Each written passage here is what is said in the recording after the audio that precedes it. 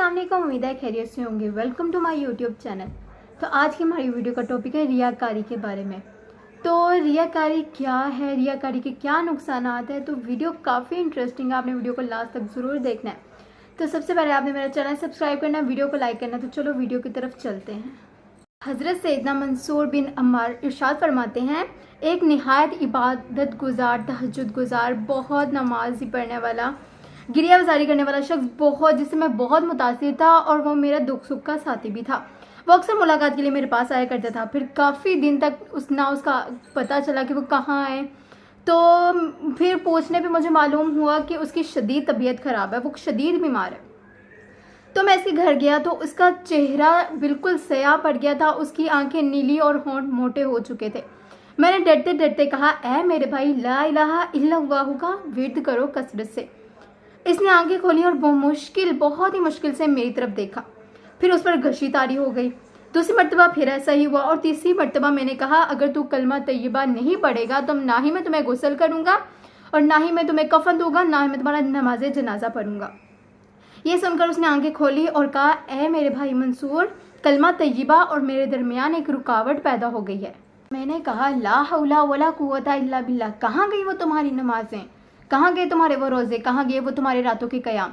तो उसने बड़ी हसरत से कहा कि वो सब कुछ मैं दुनिया को दिखाने के लिए करता था, मेरे अल्लाह ताला की रज़ा की खातिर नहीं करता था मैं ये सब कुछ। तो जब उसने ये कहा कि जब मैं अकेले में होता था तब मैं अल्लाह ताला की नाफरमानियाँ करता था, मैं शराब पीता था, तो मैं अल्लाह ताला की खूब नाफरमानियाँ करता था और लोगों के सामने मैं बहुत नमाजी परहेजगार था। तो ये मेरा सिर्फ लोगों को दिखाने के लिए था, मेरी अल्लाह की रज़ा के लिए नहीं था। एक अरसे तक मैं गुनाहों के सिलसिला ऐसा ही जारी रहा कि मैं अकेले में गुनाह करता था।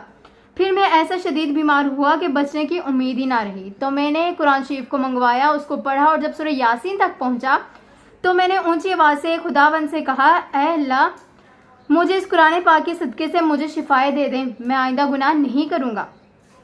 ऐ अल्लाह, उसने इतनी बार कहा तो अल्लाह ताला ने उसकी तौबा कबूल कर ली और उसको सेहत याब कर दिया। फिर शैतान ने मुझे अपने रब करीम से किया हुआ अहद बुला दिया। फिर कुछ अरसे तक गुनाहों में मशगूल रहा। फिर मुझे शदीद बीमारी मुझ पर मुसल्लत कर दी गई। मैंने फिर कुरान पाक मंगवाया, फिर कुरान पाक पढ़ा, फिर कुरान पाक का सदका दिया, फिर अल्लाह ताला से शिफात मांगी तो अल्लाह ताला ने मुझे फिर से सेहत याब कर दिया। जब मैं बिल्कुल ठीक हो गया तो फिर मैं अपनी नफ्सानी ख्वाहिशात और अल्लाह ताला की नाफरमानियों में पड़ गया। फिर मैंने कुरान पाक मंगवाया और पढ़ने लगा और एक हरफ भी ना पढ़ सका। अब मैं समझ गया था कि अल्लाह तबारक व तआला मुझ पर सख्त नाराज़ है। मैंने कुरान करीम हाथ में उठाकर अर्ज़ की, या अल्लाह, इस कुरान शरीफ की अज़मत का सदका मुझे इस बीमारी से शिफा अता कर दे। तो मैंने गैब से यह आवाज़ सुनी, जब तुझ पर बीमारी आती है तो तौबा कर लेता है, जब तू तंदुरुस्त होता है तो फिर गुनाह करने लग जाता है। शदीद मर्ज में तू रोता है और कुव्वत मिलने पर फिर नाफरमानी में मुब्तला हो जाता है। कितनी ही मुसीबतों और आजमाइशों में मुब्तला होकर लेकिन अल्लाह ताला ने तुझे फिर भी नजात अता फरमाई। इसके मना करने और रोकने के बावजूद तू गुनाहों पर डूबा रहा और अरसे दराज तक इससे गाफिल रहा। क्या तुझे मौत का खौफ ना था? तू अकल और समझ रखने के बावजूद गुनाहों पर डटा रहा और तू अपने ऊपर अल्लाह अज़्ज़ व जल का करम व फजल भूल गया, बल्कि तू हर भलाई को भूल गया।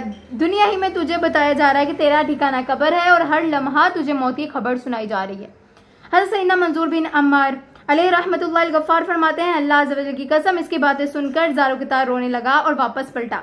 घर पहुंचने से पहले ही मुझे ये खबर मिली कि इसका इंतकाल हो गया है। हम अल्लाह अज़्ज़ व जल से हुस्ने खात्मा दुआ करते हैं, क्योंकि बहुत से रोज़ेदार और रातों को क़याम करने वाले बुरे खात्मे पर ही उनका दो चार होता है। देखा आपने, बुरी नीयत और रियाकारी इंसान को कैसी बड़ी बड़ी आफतों में मुब्तला कर देती है। अमाल बर्बाद तो हो ही जाते हैं, अल्लाह अज़्ज़ व जल की रहमत से दूरी भी हो जाती है। मरते वक्त अगर कोई नेक अमल करना भी चाहे तो बसा औकात उसकी भी तौफीक नहीं मिलती और इंसान हसरत बड़ी मौत मर जाता है। हमारे खुदाए बुजुर्ग और बरतर की खुफिया तदबीर, हर वक्त डरते रहना चाहिए। हमें रो रो कर अपने गुनाहों से सच्ची तौबा और तौबा पर इस्तकामत की दुआ करनी चाहिए। अल्लाह अज़्ज़ व जल हमारा खात्मा बिलखैर फरमाए और हर अमल सिर्फ और सिर्फ अपनी रज़ा की खातिर करने की तौफीक अता फरमाए, आमीन। मेरी आज का वीडियो का टॉपिक, उम्मीद करती हूँ कि आपको आज का वीडियो का टॉपिक ज़रूर अच्छा लगा होगा और अल्लाह ताला से दुआ है कि अल्लाह ताला हमसे नेक अमल करवाएं और सिर्फ अपनी रज़ा की खातिर करवाएं और हमें सच्ची तौबा करने की तौफीक अता फरमाए और तौबा पर इस्तकामत करने की भी तौफीक अता फरमाए। नेक्स्ट वीडियो में मिलेंगे, तब तक के लिए अल्लाह हाफिज़।